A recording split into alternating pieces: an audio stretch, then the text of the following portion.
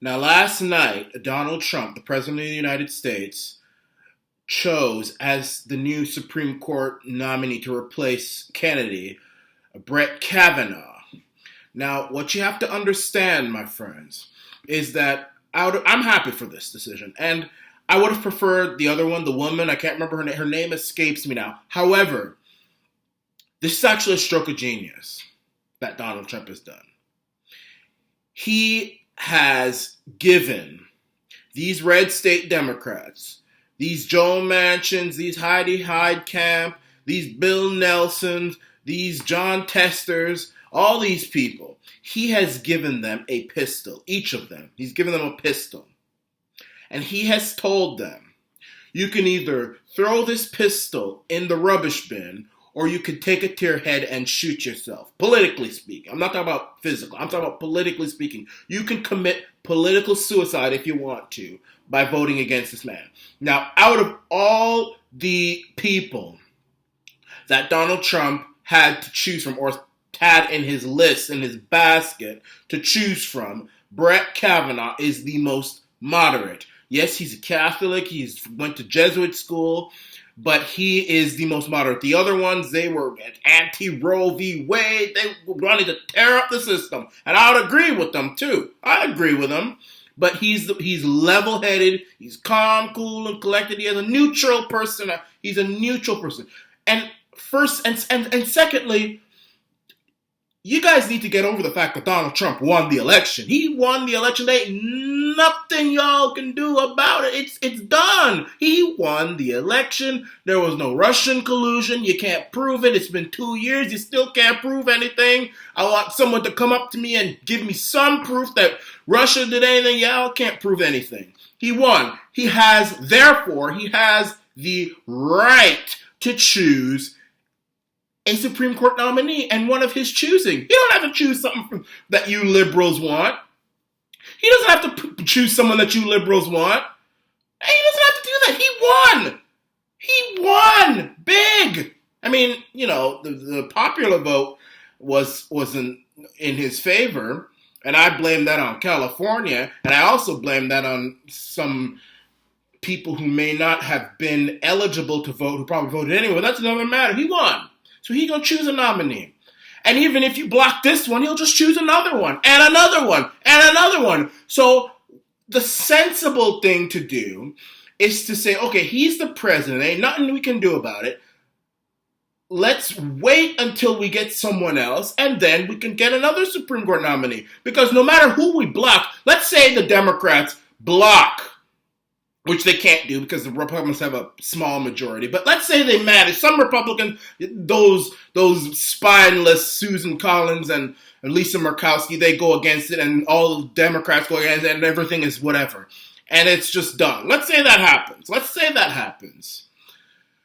Well, then Donald Trump is still the president. He'll just choose someone else. You're not going to get the nominee who you want, Democrats, liberals, anti-God,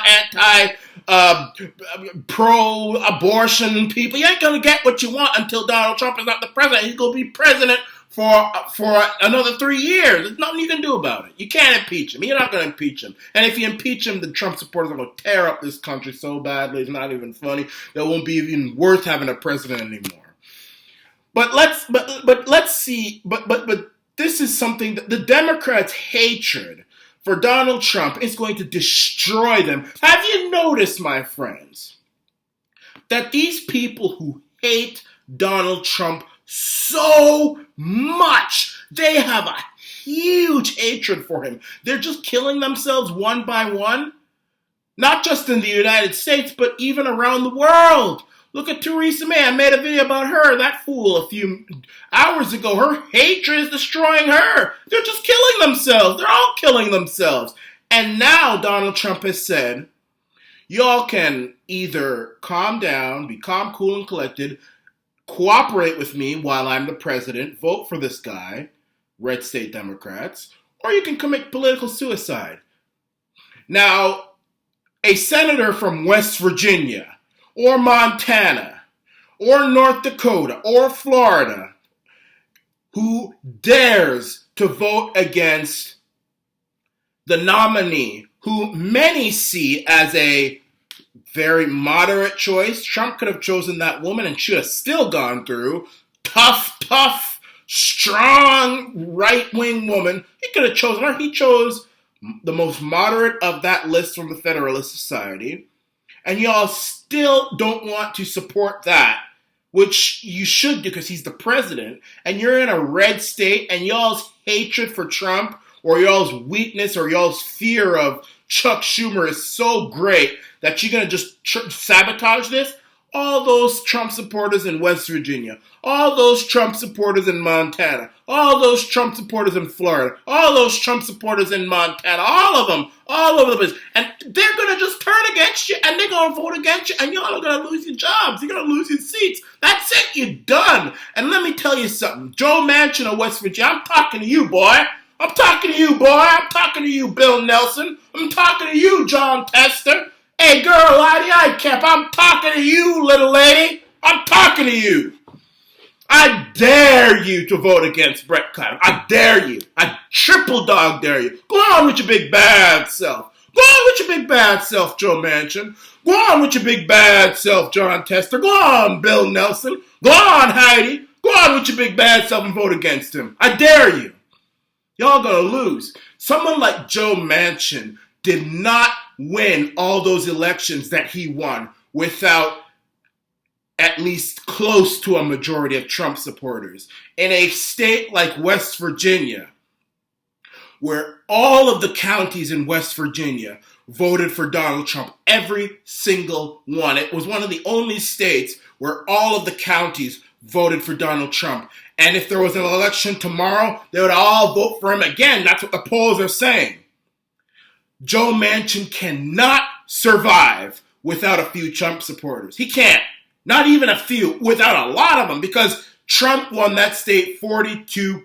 The gap between him and Clinton was 42%. You can't survive without Trump supporters in West Virginia. Same with Montana. Bill Nelson can probably survive because that was close. But still, even that one, John Tester in Montana, he can't survive without Trump support. But the one who can't survive the most is Joe Manchin. He will not win that election without a very large basket of Trump supporters. And if he shows those people that he is so arrogant and so filled with hatred for the decision that his state's people chose, and he goes against this very moderate Supreme Court nominee, or any nominee of Donald Trump, because Donald Trump's the president, I mean, who else are you going to choose from? You're just going to keep denying the court justices one after the other? You can't do that. He's the president. No matter how much you deny, until he's not the president anymore,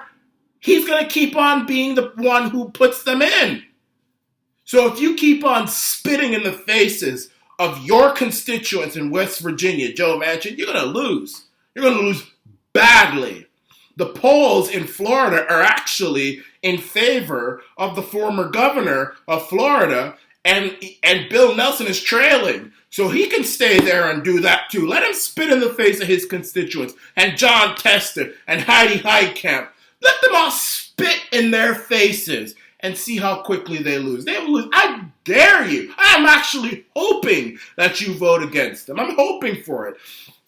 Because if Joe Manchin loses, if Heidi Heitkamp loses, if Bill Nelson loses, and if John Tester loses, and if all the Republican senators in the remaining states keep their seats, Donald Trump not only wins the midterm elections, Senate-wise at least, he'll have an even bigger majority in the Senate. So I'm actually hoping that these four people that I've just mentioned vote against. Their hatred consumes them so much that they vote against Brett Kavanaugh. We don't need them, actually, to be honest with you. We can take the nuclear option and we'll use the Republican senators and we'll put Brett Kavanaugh in there. So not only will we have Brett Kavanaugh